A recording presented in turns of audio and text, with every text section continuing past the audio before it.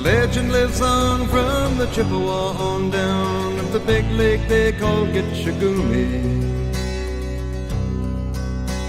The lake, it is said, never gives up her dead when the skies of November turn gloomy. With a load of iron ore, 26,000 tons more than the Edmund Fitzgerald weighed empty.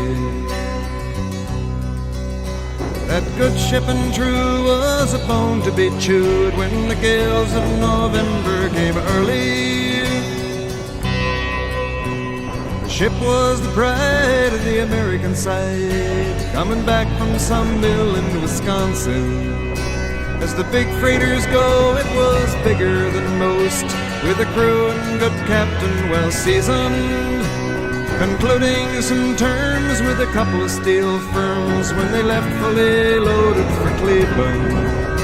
Then later that night when the ship's bell rang, could it be the north wind they'd been feeling?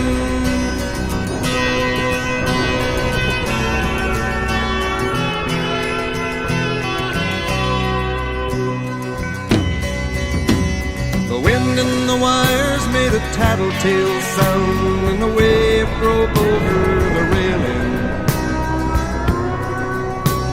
And every man knew, as the captain did too, 'twas the witch of November come stealing.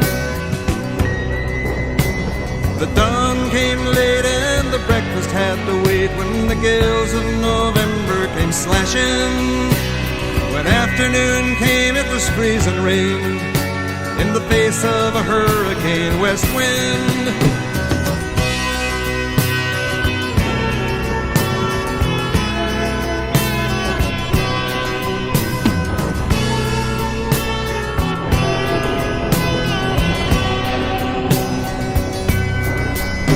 When supper time came, the old cook came on deck saying, "Fellas, it's too rough to feed you."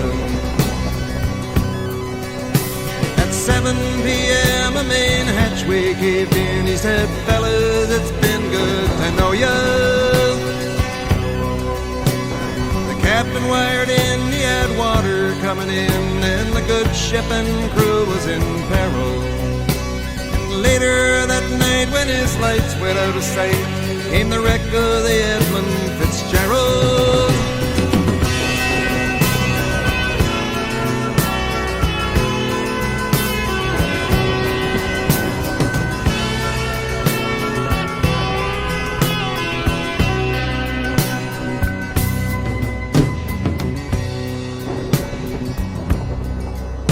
Does anyone know where the love of God goes when the waves turn the minutes to hours? The searchers all say they'd have made Whitefish Bay if they'd put 15 more miles behind her. They might have split up or they might have capsized. They may have broke deep and took water. All that remains is the faces and the names of the wives and the sons and the daughters.